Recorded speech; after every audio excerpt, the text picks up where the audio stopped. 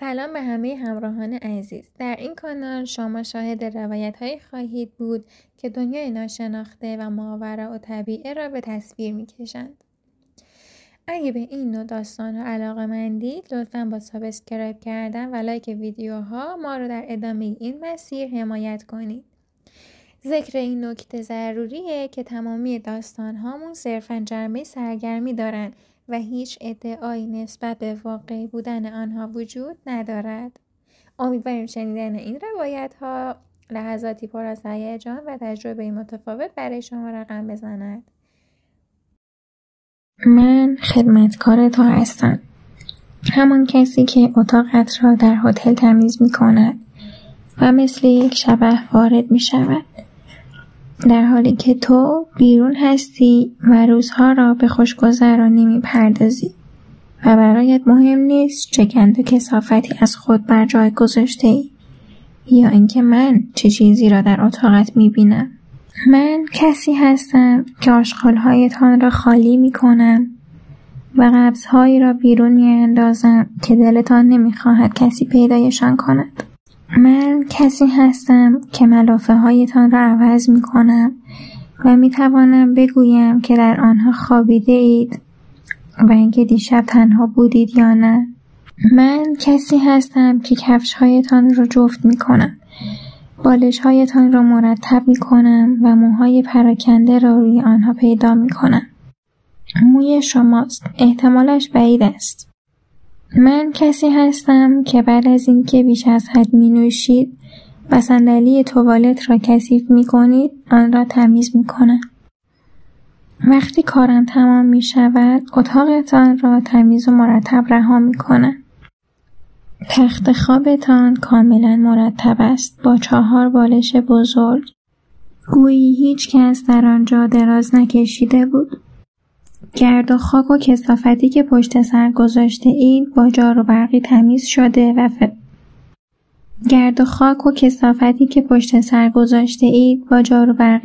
شده و به فراموشی سپرده می شود. آینه براقتان صورت بیگناهتان را به شما نشان می دهد. به نظر می رسد که انگار هرگز اینجا نبودید. به نظر می رسد که تمام کثافت و تمام دروغ‌ها و فریب‌هایتان پاک شده است. من خدمتکار شما هستم.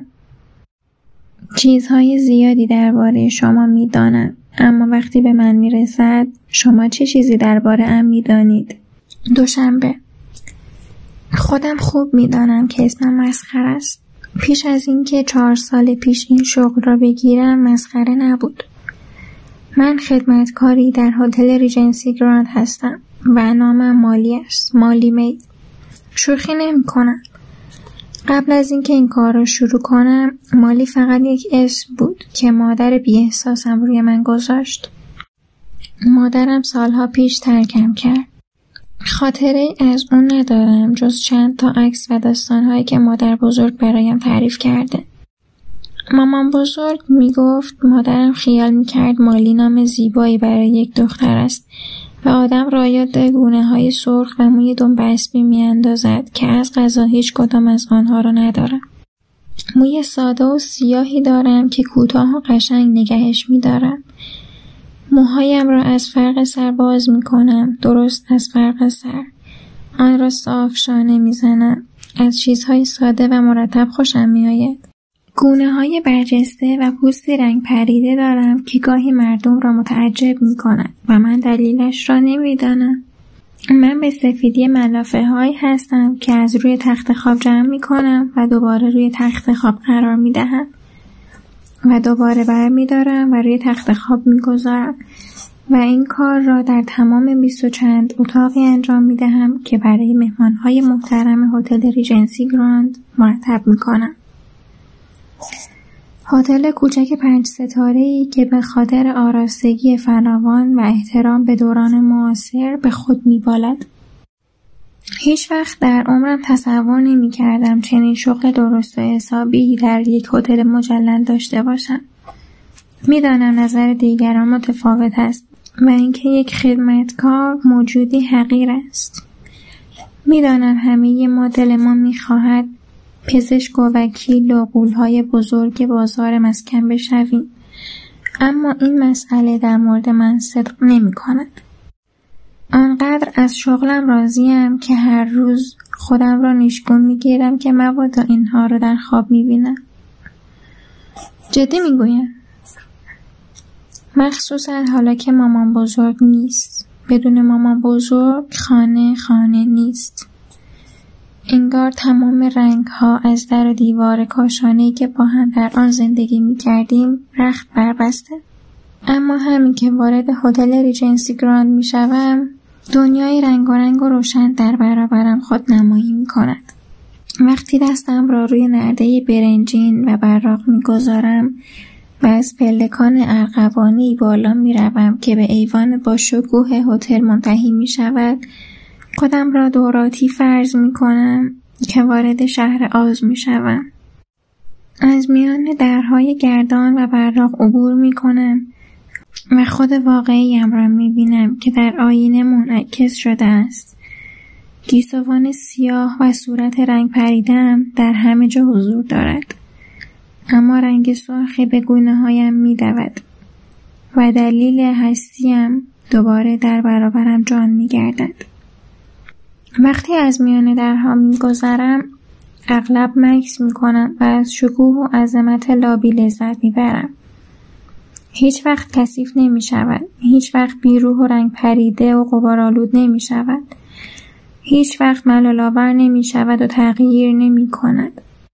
هر روز مثل روز سابق است. در طرف چپ میز پذیرش و دربان هست با پیشخوانی سنگی و شبرنگ و متصدیانی که مثل پنگوئن لباسهای سیاه و سفید پوشیدند و سالن انتظار بزرگی نیز وجود دارد که به شکل نعل اسب است و همچنین کفهای زیبای مرمر ایتالیایی که سفید و درخشانند و چشم بیننده را به سمت تراس طبقه دوم می‌کشانند. ویژگی‌های پرزرق و برق تراس نیز دیده می‌شود و پلکان مرمری شکوهمندش که به آنجا منتهی می‌شود نرده‌های بزرگ و درخشانند و مثل مارهایی هستند که از ریسمانی طلایی بالا می‌روند که در آرواره‌های برنجین بدون هیچ تغییری ثابت می‌مانند. مهمان‌ها اغلب کنار نرده‌ها می‌ایستند و دستشان را به تیرک‌های براق تکیه می‌دهند و به صحنه با شکوه زیر پایشان خیره می‌شوند. باربرهایی که به صورت ضربدری از کنار یکدیگر می‌گذرند و چمدان را به دنبال خود می‌کشند. مهمان‌هایی که روی صندلی‌های بزرگ و مجلل استراحت می‌کنند یا زوج‌هایی که عاشقانه روی صندلی‌های مرمری نشستند و آن صندلی‌های مخملی پرزرق و برق و بزرگ راز آنها را می‌شنوند و نگه می‌دارند. اما شاید بخش مورد علاقه‌ام در سالن انتظار حس بویایی است که در آغاز کارم در هر نوبت با بوی عطر هتل در هم می‌آمیزد. آمیزه‌ای از عطرهای گرانبهای زنها، بوی مشک صندلی‌های چرمی، بوی تند جلایی که روزی دوبار روی کف‌های مرمر درخشان مورد استفاده قرار می‌گیرد. این بوی شیرین انگیزه است، بوی معطر خود زندگی است. هر روز وقتی به هتل ریجنسی گراند میرسم دوباره احساس می‌کنم زنده‌ام و بخشی از ماهیت اشیا و شکوه و رنگ هستم. بخشی از طراحی 4 گوش و روشن و منحصر به فرد هستم که وجودم را برای فرشینه‌های هتل ضروری می‌کند. مامان بزرگ همیشه میگفت اگه عاشق کارت نباشی حتی یک روز در زندگیت کار نمی‌کنی. و حق با اوست. هر روز کاری برایم لذت بخش است. من زاده شدم تا این کار را انجام دهم. من عاشق تمیز کردنم. من عاشق چرخ دستی هستم و اون یونیفرمم را دوست دارم. در اوایل صبح هیچ چیز مثل چرخ دستی هم نیست که کاملا مجهز است. به عقیده من این نعمتی سرشار از سخاوتمندی و زیبایی است. بسته‌بندی های ظریف و کوچک قالب های صابون که به زیبایی تزیین شدند و بوی شکوفه های پرتقال می دهند. بطری های کوچک شامپو با مارک کرابتری و اولین. جعبه های دستمال کاغذی 4 گوش. حلقه های دستمال توالت که با لایه های بهداشتی پوشانده شدند. حوله های سفید در 3 اندازه مختلف. برای حمام، دست و لیف حمام و دستمال سفره برای سینی چای و قهوه و آخر از همه وسایل شستشویی که شامل یک گردگیر، براق کننده مبلمان با عطر لیمو و کیسه های زباله معطر و همچنین یک ردیف بطری افشانه محلول ضدعفونی کننده می شود که همه برای برطرف کردن هر لکه‌ای مثل لکه‌های قهوه، استفراغ یا حتی خون از آنها استفاده می شود. یک چرخ دستی خوب و مجهز یک وسیله معجزه‌آسای قابل حمل برای حفظ بهداشت است. یک دستگاه نظافت است که روی چرخ سوار شده و همانطور که گفتم زیباست. و در مورد روپوشم بگویم، اگر قرار بود بین روپوش و چرخ دستیم یکی را انتخاب کنم، فکر نمی کنم می توانستم یکی را بر دیگری ترجیح دهم. روپوشم آزادی من است، لباسی است خواستنی. در هتل ریجنسی گراند روپوشم هر روز در خشکشویی هتل شسته و خشک می شود. خشکشویی در بخش‌های نمور هتل پایین اتاق‌های رختکن قرار دارد. هر روز پیش از این که به سر کار برسم، روپوشم از در رختکن آویزان شده است. آن را در کیسه پلاستیکی تمیز به دستم می‌دهند با یادداشتی کوچک که با مارکر سیاه نامم روی آن نوشته شده است. چقدر وقتی صبح‌ها آن را می‌بینم که مثل پوست دوم بدنم است، خوشحال می‌شوم. تمیز، ضدعفونی شده و اتو شده است و بوی کاغذ نو استخر سرپوشیده و خالی می‌دهد. آغازی جدید. انگار روز قبل و روزهای قبل از بین رفتند و پاک شدند. وقتی روپوش خدمتکاری را می پوشم، نه اون لباس امیلی در سریال دانتون ابی یا حتی لباسهای جلف پلی بوی، بلکه پیراهن سفید آهار زده و دامن سیاه و تنگ که برای راحت‌تری بیشتر از پارچه کشدار دوخته شده. کامل هستم.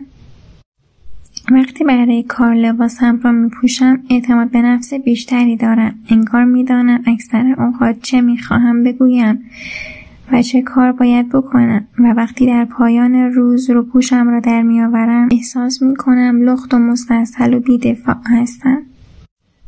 واقعیت این است که اکثر اوقات با وضعیت‌های اجتماعی دچار مشکل می شوم. به نظرم می رسد که انگار همه آدم‌ها بازی دشواری را با قوانینی پیچیده بازی می کنند که همه آنها را بلدند، اما من همیشه دارم برای اولین بار بازی می کنم. اغلب اوقات به طرز ناراحت کننده‌ای مرتکب اشتباهاتی در رفتارم می شوم. وقتی می خواهم از کسی تعریف کنم او را می آزارم. زبان بدن افراد را به اشتباه متوجه می شوم و حرف اشتباهی را در جای اشتباه بر زبان می آورم. همه اینها به خاطر مادر بزرگم است که می دانم لبخندش ضرورتاً نشانه این نیست که خوشحال است.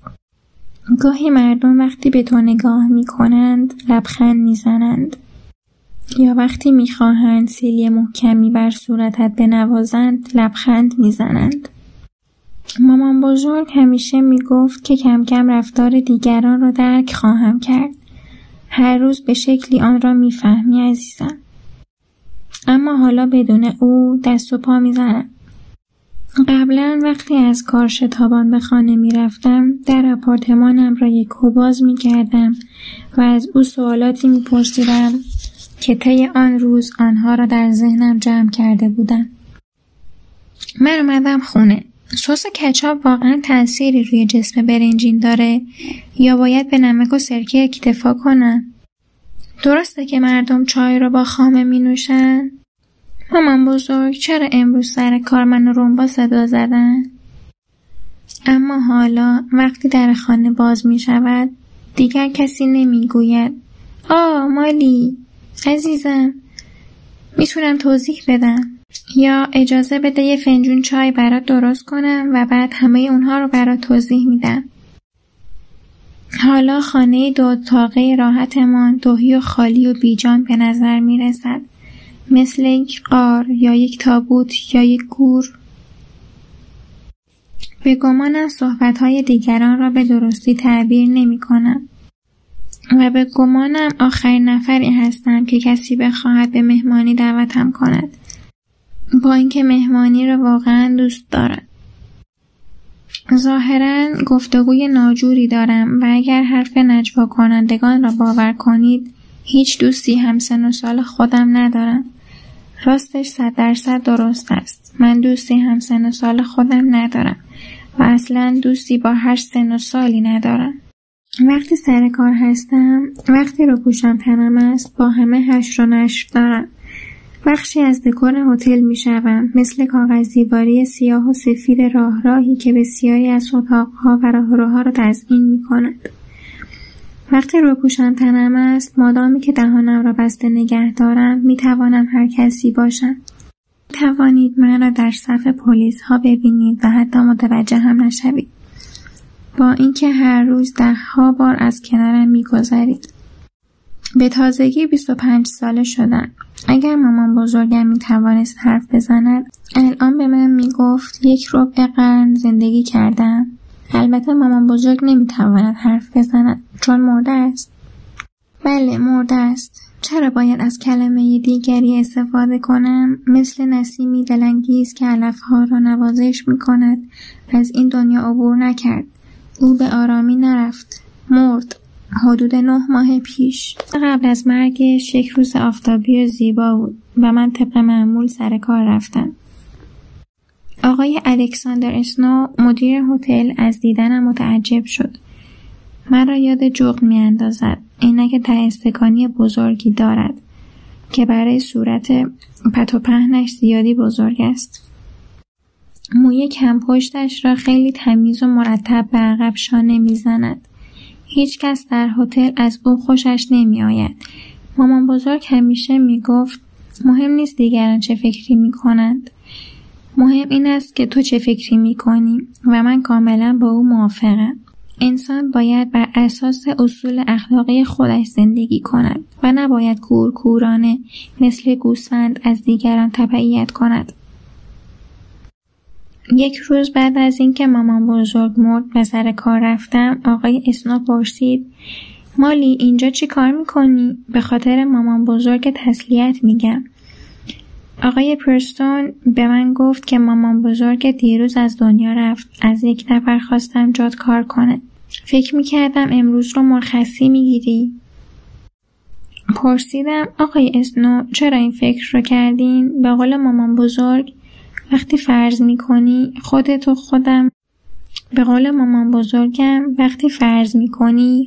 خودم رو خر میکنی. آقای اسنو طوری به من نگاه کرد که انگار میخواهد از 1 موش تقلید کند و گفت لطفاً تسلیت منو قبول کن. مطمئنی که نمیخوای امروز رو مرخصی بگیری؟ پاسخ دادم مامان بزرگم مرده نه من. خودتون میدونین که کار باید ادامه پیدا کنه. چشمانش گرد شد. شاید یکم یکه خورد. من هیچ وقت درک نمی کنم چرا برای مردم حقیقت تکان دهنده تر از دروغ است. اما آقای اسنو کوتاه آمد و گفت هر طور مایلی مالی. چند دقیقه بعد در یکی از اتاقهای رختکن طبقه پایین بودم. داشتم مثل دیروز روپوشم را تنم می‌کردم و فردا هم همین کار را انجام خواهم داد. چند دقیقه بعد در یکی از اتاقهای رختکن طبقه پایین بودم و داشتم مثل دیروز روپوشم را تنم می‌کردم و فردا هم همین کار را خواهم انجام داد. حتی اگر کس دیگری نه مامان بزرگم امروز بمیرد و نه در خانه، حتی در هتل. بله درست است. امروز سر کار جسد یکی از مهمانها را در اتاقش پیدا کردم. آقای بلک، همون آقای بلک معروف. غیر از این مسئله امروز هم مثل روزهای قبل همه چیز آرام و عادی بود. آیا جالب نیست که چطور یک اتفاق تکان دهنده میتواند خاطره شما را در مورد آنچه رخ داد تغییر بدهد؟ روزهای کاری معمولا پشت سر هم ادامه می‌یابند و وظایف روزانه در هم می‌آمیزند. سطل آشغال‌هایی را که در طبقه 4 خالی می‌کنم با سطل آشغال‌های طبقه 3 قاطی می‌شوند. حاضرم قسم بخورم که الان دارم سویت شماره 410 را تمیز می‌کنم. اتاقی که مشرف به غرب خیابان است، اما راستش در انتهای دیگر هتل در اتاق 430 هستم. اتاقی که در بخش شرقی قرار دارد و درست مقابل سویت شماره 410. اما یک دفعه اتفاق عجیبی رخ می‌دهد. مثلا وقتی جسد آقای بلک را در تخت خوابش پیدا می‌کنم و ناگهان روز برایم روشن می‌شود و در یک آن از حالت گاز به جامد تبدیل می‌شود. هر لحظه خاطره انگیز می‌شود و روزهای کاری دیگری که قبلا داشتم خیلی متفاوت می‌شود. هر لحظه خاطره انگیز می شود و با روزهای کاری دیگری که قبلا داشتم خیلی متفاوت می شود.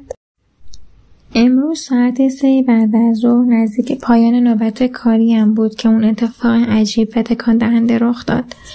تمام اتاقهایی که به من محول شده بود تمیز کردم، از جمله پنت هاوس آقای بلک را که در طبقه 4 است، اما باید به سویت برمیگشتم تا نظافت حمام را تموم کنم.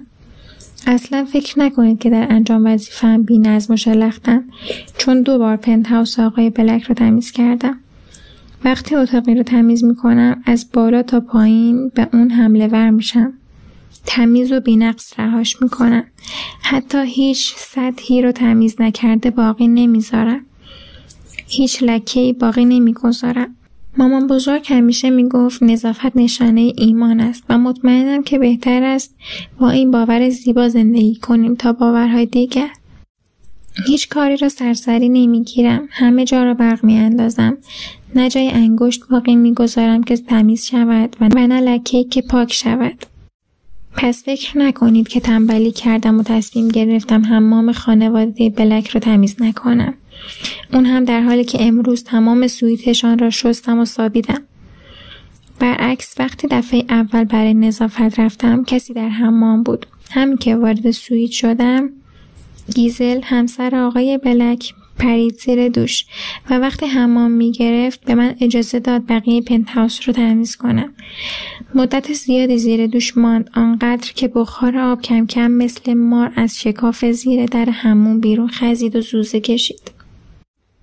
آقای چارلز بلک و همسر دومش گیزل بلک از مهمانهای دائمی هتل ریجنسی گراند هستند. همه در هتل آنها را میشناسند. همه در کل کشور آنها را میشناسند. آقای بلک وقتی به امور املاکش در شهر رسیدگی میکرد حداقل 1 هفته در ماه را نزد ما اقامت میکند یا میکرد. آقای بلک یک مدیر ارشد، یک غول تجاری ابرمرد است. اغلب اوقات نام او و گیزل صفحات اجتماعی روزنامه را مزین می‌کند. به او لقب خرس نقره‌ای میان سال دادند، هرچند ظاهراً نه نقره‌ای است و نه خرس. در ضمن از گیزل به عنوان زنی اجتماعی و جوان و انعطاف‌پذیر یاد می‌شود. این توصیف به نظرم ستایش‌آمیز بود، اما وقتی مامان بزرگ آن را خواند نظر دیگری داشت. وقتی دلیلش رو پرسیدم گفت باید بین خطوط را بخوانی، نه خود خطوط را. آقا و خانم بلک مدت کوتاهی است که ازدواج کردند، حدود 2 سال پیش. ما در هتل ریجنسی گراند خوششانس بودیم که این زوج دائما به هتلمان تشریف می آوردند. اعتبار به ما میداد. همان موقع از سویت خارج شدم و تمام طبقه 4 را تمیز کردم. اتاق به اتاق بالشت ها را تکاندم و آینه های طلایی را برق انداختم. لکه ها و کثیفی های کاغذ دیواری و دیوارها را پاک کردم. ملحفه های کثیف و حوله های خیس را جمع کردم. توالت های چینی و ظرفشویی ها را ضد عفونی کردم. وقتی کارم در طبقه 4 به نیمه رسید، کمی به خودم استراحت دادم تا چرخ دستیم را به زیر زمین ببرم و در آنجا 2 کیسه بزرگ و سنگین ملحفه‌های کثیف حوله‌ها را تحویل خشکشویی دادم. علی‌رغم اینکه هوای زیرزمین نم گرفته و غیر قابل تنفس بود و شرایط اونجا با چراغ‌های مهتابی روشن و سقف‌های خیلی کوتاه بدتر می‌شد، خیالم راحت شد که کیسه‌ها را در آنجا گذاشتم. وقتی به راه رو برگشتم خیلی احساس سبکی می‌کردم، اما کمی عرق کرده بودم. تصمیم گرفتم به دیدن جان مانوئل متصدی ظرفشویی در آشپزخانه بروم. به سرعت از میان راهروهای پیچ در پیچ عبور کردم و از پیچ‌های آشنا گذشتم. چپ، راست، چپ، چپ، راست. درست مثل موش باهوش و تربیت شده‌ای که از 1000 توی عبور میکنه. وقتی به درهای بزرگ آشپزخانه رسیدم و وارد شدم، جان مانوئل دست از کار کشید و فوراً 1 لیوان آب یخ برایم آورد که من خیلی ممنونش شدم. بعد از گپ کوتاه و لذت بخشی از پیشش رفتم. بعد در اتاق خدمتکاران چرخ دستیم را با حوله‌های تمیز و ملحفه‌ها پر کردم. بعد به طبقه دوم که هوای تازه تر داشت رفتم تا 1 سری دیگر از اتاقها را تمیز کنم که گول خوردی به عنوان انعام گرفتم. وقتی ساعتم را نگاه کردم حدود ساعت 3 بود. زمانش رسیده بود که به طبقه 4 برگردم و حمام آقا و خانم بلک رو تمیز کنم. بیرون در اتاقشان مکث کردم و گوش دادم تا مطمئن شوم کسی در اتاق است یا نه. طبق قاعده در زدم. خدمتکار آمده. با صدای بلند و مقتدرانه ولی مؤدبانه حرف زدم. پاسخی نشنیدم. شاه کلیدم را برداشتم و وارد سویت شدم و چرخ دستیم را پشت سرم می‌کشیدم. آقا خانم بلک، اجازه دارم نظافت حمام رو کامل کنم؟ خیلی دلم میخواد اتاق خوابتون رو مثل اولش بی‌نقص و تمیز کنم. هیچ پاسخ شنیده نشد. معلوم بود یا تصور می‌کردند که زن و شوهر بیرونند. چه بهتر، می‌توانستم کارم را بدون هیچ مزاحمتی به صورت تمام و کمال انجام دهم. در سنگین پشت سرم بسته شد. اتاق نشیمنشان را وارسی کردم. انگار نه انگار که چند ساعتی پیش آنجا را ترک کرده بودم. تمیز و مرتب. پرده ها جلوی پنجره سر تا سر که مشرف خیابان بود کشیده شده بود و چند تا بطری کوچک اسکاش روی میز افتاده بود. لیوان کنار آن نیمه خالی بود و یک سیگار برگ کنارش بود. دستمال مچاله‌ای که روی زمین افتاده بود و لیوانی روی کاناپه بود که جای باسن فردی که آن را نوشیده بود بر روی کاناپه باقی مانده بود. کیف دستی زرد گیزل دیگر جایی نبود که هنگام صبح آن را روی میز کنار در ورودی دیده بودم.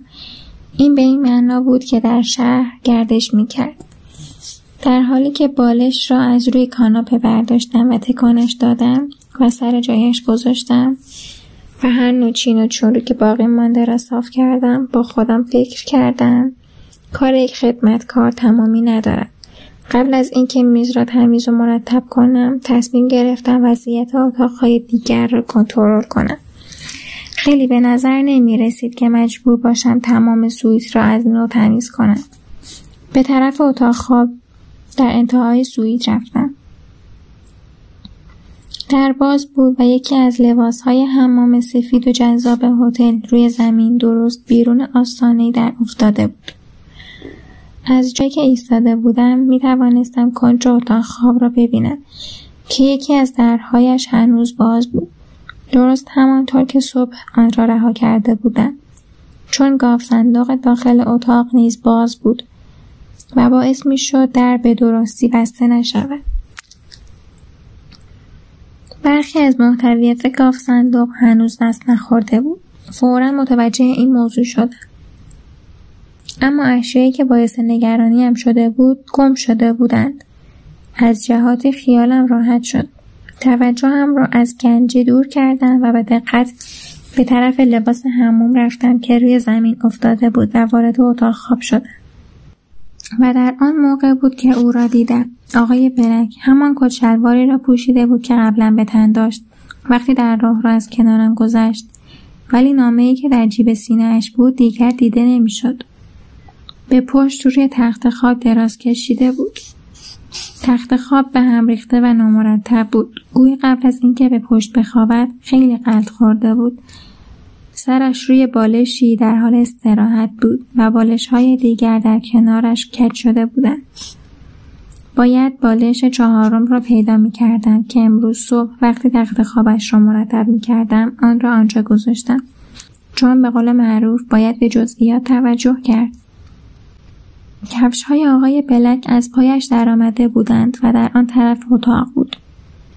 آن را به وضوح به خاطر دارم، چون یک لنگ کفش به سمت جنوب و لنگ کفش دیگر به سمت شرق بود و فوراً فهمیدم که وظیفه حرفه‌ای من حکم می‌کند که هر دو کفش را جفت کنم.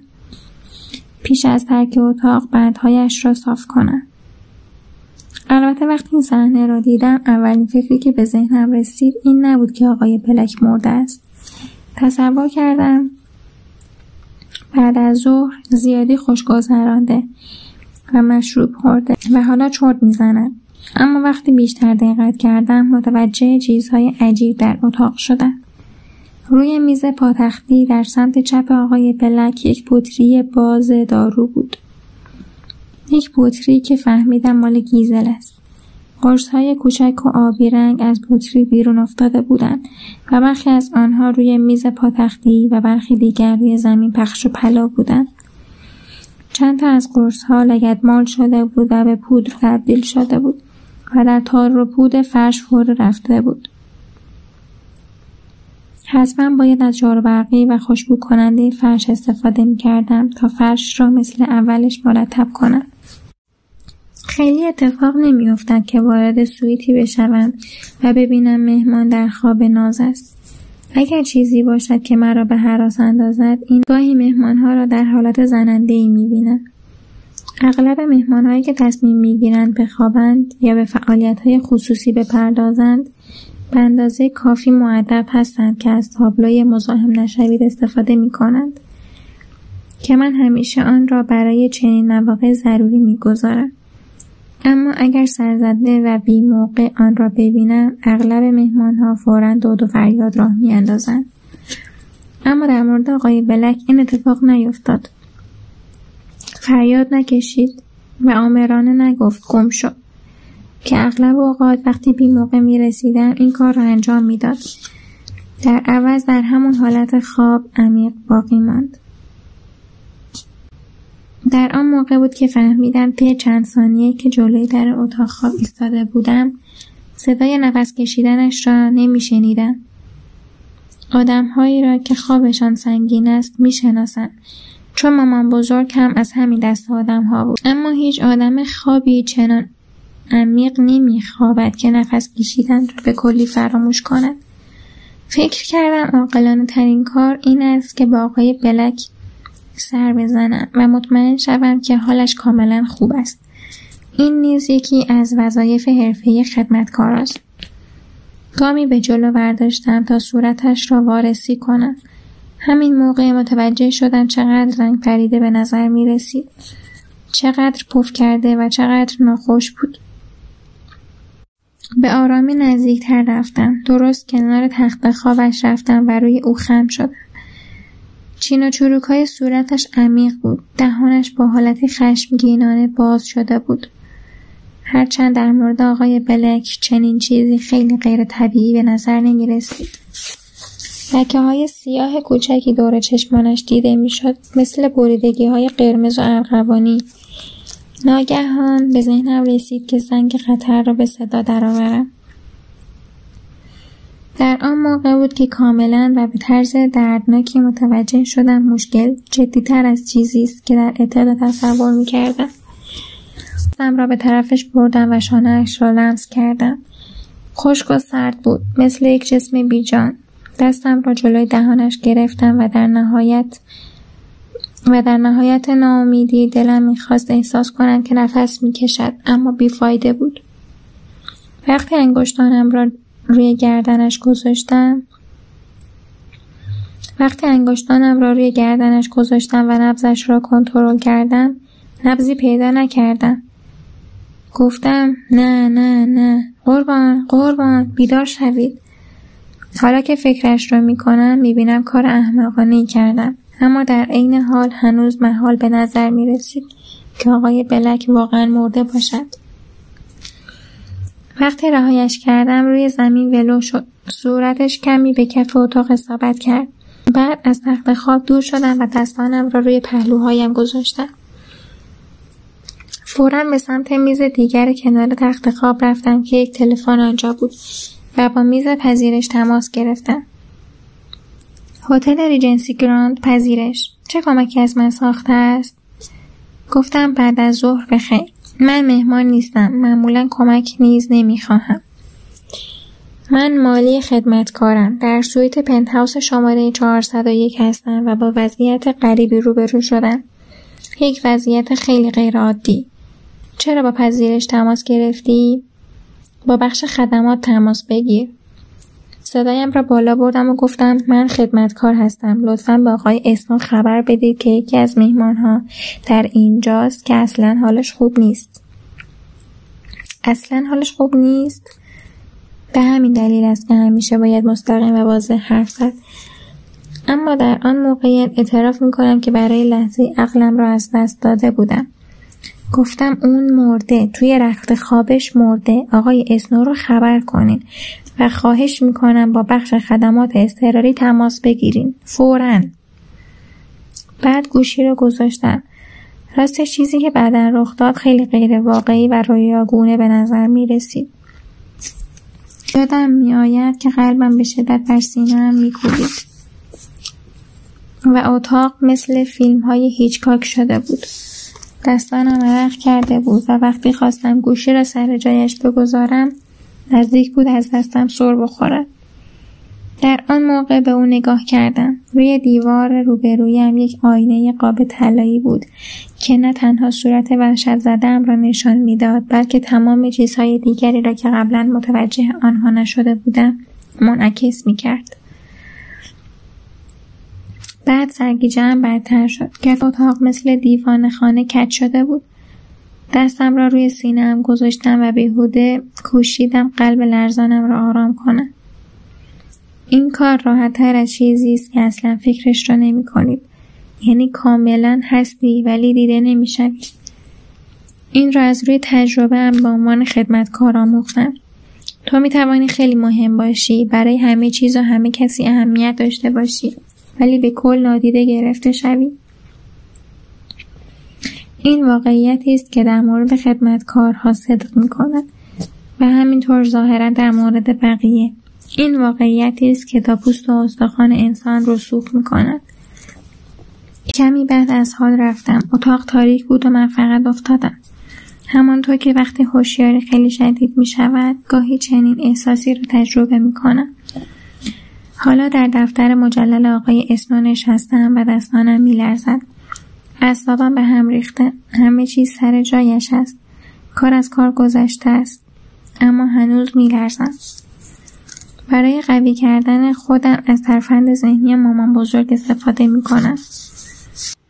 هر وقت تنش در یک فیلم تحمل ناپذیر می‌شد، کنترل تلویزیون را برمی‌داشت و فیلم را جلو می‌زد. می‌گفت ببین، وقتی پایان چیزی گریز ناپذیره دلیلی نداره اعصابت رو خورد کنی. هر چی بخواد بشه میشه.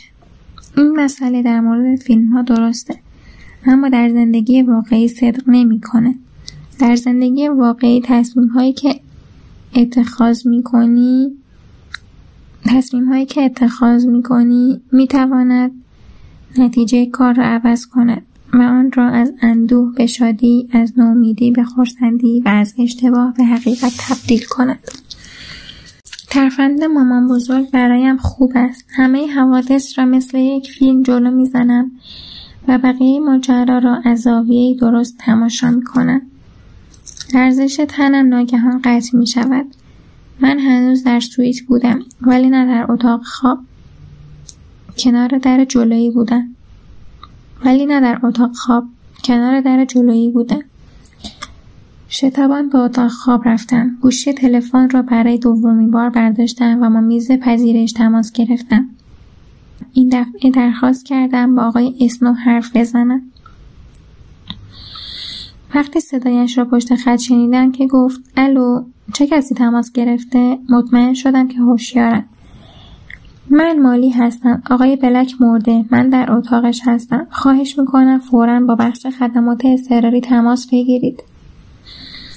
حدوداً 13 دقیقه بعد آقای اسنو با ارتشی از کادر درمان و افسران پلیس که پشتش به صف ایستاده بودند وارد شد. مثل یک بچه کوچولو آرنجم را گرفت و از صحنه دور کرد و حالا اینجا در دفترش آن طرف لابی اصلی روی صندلی چرمی پشت بلند و محکمی نشستند. آقای اسنو مدتی پیش رفت. شاید 1 ساعت و شاید بیشتر. گفت تا زمانی که برمیگردد همانجا بمانم. یک فنجان قشنگ چای در دستم گرفتم و یک بیسکویت در دست دیگرم. یادم نمی آید چه کسی آنها را برایم آورد. فنجان را تا دهانم بالا می برم. گرم است ولی سوزان نیست. گرمایش مطلوب است. دستانم هنوز کمی می لرزد. چه کسی یک فنجان چای برایم درست کرد؟ آقای اسنو؟ یا کسی که در آشپزخانه کار می کند؟ شاید جان مانوئل؟ شاید رادنی بود که متصدی بار است. فکر قشنگی بود اینکه رادنی برایم یک فنجان چای دم کند. وقتی به فنجان چای نگاه می کنم، یک فنجان سفالی است که با گلهای صورتی و تیغ‌های سبز تزیین شده. ناگهان دلم برای مامان بزرگم تنگ می شود. خیلی زیاد. بیسکویت را تا دهانم بالا می برم. این دندانهایم قروچ می کند. بافت تردی دارد و طعمش لذیذ و شیرین است. در کل بیسکویت خوشمزه است. طعم شیرینی دارد. بله، خیلی شیرین.